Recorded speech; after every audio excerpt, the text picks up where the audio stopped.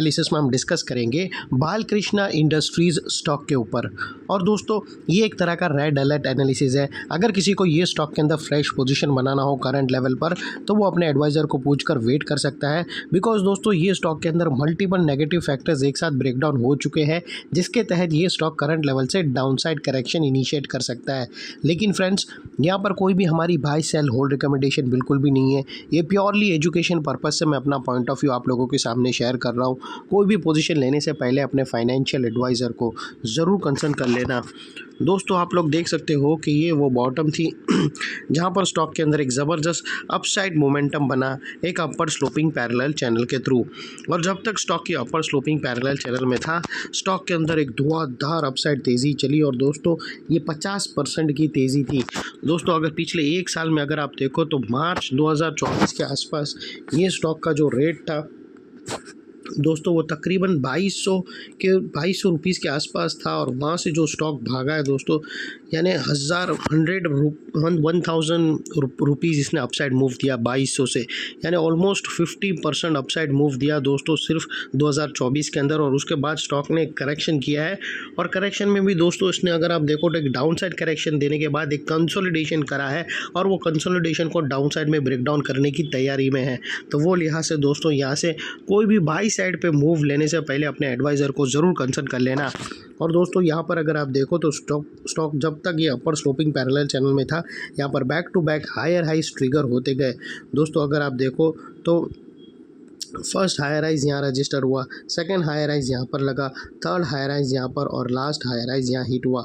और जैसे ये upper sloping parallel channel down side में ब्रेकडाउन हुई, फर्स्ट टाइम दोस्तों इसके जो हायर हाइज थे वो लोअर लोज में थ्रेट हुए क्लोजिंग बेसिस पे, जो हमें कंफर्म करता है कि स्टॉक ऑफिशियली करेक्शन के अंदर एंटर कर चुका है। यहाँ पर हमें दो मेजर नेगेटिव सिग्नल मिले। पहले तो इसने अपर स्लोपिंग पैरेलल चैनल को डाउन साइड में ब्रेकडाउन कर दिया, जिसके वजह से जो अपसाइड मोमेंटम मेंटेन थी वहाँ पर अल्टीमेटली ब्रेक लग गई। सेकेंडली जो हायर हाइज थे वो लोअर लोज में शिफ्ट हो गए क्लोजिंग बेसिस पे, जो हमें कंफर्म करता है कि स्टॉक करेक्शन के अंदर एंटर कर चुका है। और बाई साइड लेना दोस्तों एक बहुत बड़ा ट्रैप होगा जब तक हमें कोई हायर हाइज के ऊपर कंफर्म क्लोजिंग ना मिले तब तक दोस्तों। और फ्रेंड्स बात कर लेते हैं यहाँ पर डाइवर्शन का। तो दोस्तों अगर आप RSI डालकर चेक करो तो आपको यहाँ पर क्लियरली नेगेटिव डाइवर्शन विटनेस भी होगा। प्राइस एक्शन के जो हायर हाई स्विंग अगर आप देखो तो दोस्तों यहाँ पर वो कंटिन्यूसली अपसाइड की तरफ टिल्ट हुए थे। वही अगर आप RSI के अंदर अगर देखो तो डाउन साइड में टिल्ट होकर यहाँ से हमें ब्रेकडाउन मिला है, जो एक डाउन साइड मोमेंटम इनिशिएट कर सकता है स्टॉक के अंदर। और फाइनली दोस्तों बात कर लेते हैं यहाँ पर चार्ट पैटर्न की। तो दोस्तों यहाँ पर एक लॉन्चिंग पैटर्न ब्रेकडाउन हुई है और उसके ब्रेकडाउन होने से एक बड़ी पैटर्न की नेकलाइन ट्रिगर हुई है, जो मैं आप लोगों को चार्ट पे कंफर्म करूँगा। दोस्तों अगर आप देखो तो यहाँ पर हमें एक negative chart pattern head and shoulder pattern यहाँ पर एक ब्रेकडाउन होते हुए विटनेस होती है। दोस्तों अगर आप देखो तो यहाँ पर क्लियरली फ्रेंड्स अगर आप यहाँ पर नोटिस करो तो हमें यहाँ पर एक हेड एंड शोल्डर पैटर्न दोस्तों अगर आप देखो तो यहाँ पर हमें clearly head and shoulder pattern breakdown होती हुई विटनेस होती है। और उसके बाद एक इम्पोर्टेंट सपोर्ट भी था, यानी डबल नेकलाइन थी, उसको भी गैप डाउन कैंडल से ब्रेकडाउन किया है। और यहाँ से अगर रनअवे गैप बन गया यहाँ पर तो और वो गैप दोस्तों आज क्लोजिंग होने में भी बहुत ही मुश्किल रहा स्टॉक के लिए।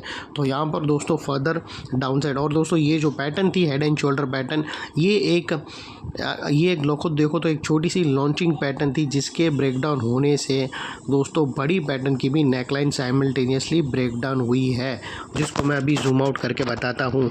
दोस्तों अगर आप यहाँ पर देखो फ्रेंड्स अगर आप यहाँ पर नोटिस करो तो एक बहुत बड़ी डिसेंडिंग ट्रायंगुलर चार्ट पैटर्न यहाँ से ब्रेकडाउन होते हुए विटनेस होती है।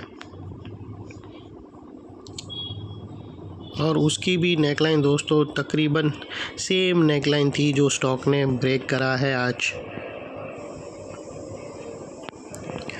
2545 के आसपास की उसकी नेकलाइन थी, जिसको स्टॉक ने ये डिसेंडिंग ट्रायंगुलर चार्ट पैटर्न के थ्रू ब्रेकडाउन कर चुका है। और यहाँ पर दोस्तों यहाँ पर डाउन साइड में टारगेट देखो तो दोस्तों स्टॉक का जो ये हेड एंड शोल्डर पैटर्न है उसके जो टारगेट है वो तकरीबन 2400 के आसपास उसका टारगेट निकल कर आता है। जो वो पैटर्न येलो में है तो उसके टारगेट येलो में कर देता हूँ, और जो ट्रायंगुलर चार्ट पैटर्न है दोस्तों, जिसके टारगेट्स बहुत ही बड़े डाउन साइड में आते हैं, जिसको हम ऑरेंज में कर देंगे क्योंकि वो पैटर्न हमने ऑरेंज में बनाई है। तो दोस्तों तकरीबन 2250 के आसपास के, यानी बहुत बड़ी डाउन साइड अभी भी इंटैक्ट है। और दोस्तों बात कर लेते वो लेवल के ऊपर के जिसके ऊपर अगर स्टॉक ने क्लोजिंग दे दी तो ये जो डाउन साइड के जितने भी टारगेट है वो इनवैलिड माने जाएंगे।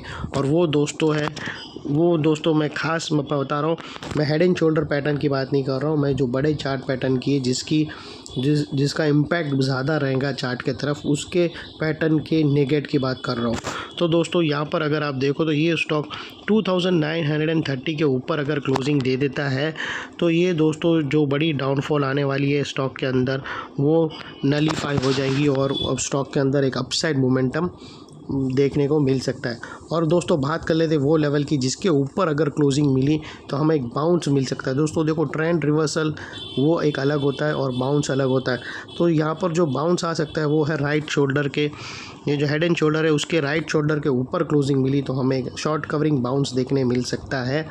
और दोस्तों फाइनली याद रखना, अभी दोनों की नेकलाइन सिमिलर है तो वो लेवल की इम्पोर्टेंस ही ज़्यादा होती है बहुत ही, और वो बहुत ही इम्पैक्ट करता है दोस्तों बाइंग सेलिंग एरिया पे। वहाँ पर बहुत ही रशाकशी होती है दोस्तों, सेलर्स भी स्ट्रॉन्ग खड़े रहते हैं, बायर भी स्ट्रॉन्ग खड़े रहते हैं, और उसको ट्रिगर कर दिया है आज स्टॉक ने, और वो भी गैप डाउन से।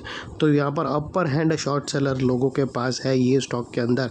और अभी दोस्तों याद रखना कि ये वाला एरिया, जैसे मैंने बताया था कि दो पैटर्न की एक ही नेकलाइन है, तो ये वाला एरिया अभी एक इम्पॉर्टेंट रेजिस्टेंस बनकर ट्रिगर हो चुका है। और इसका कारण दोस्तों मल्टीपल नेगेटिव फैक्टर्स है जो यहाँ पर ब्रेक डाउन हुए हैं।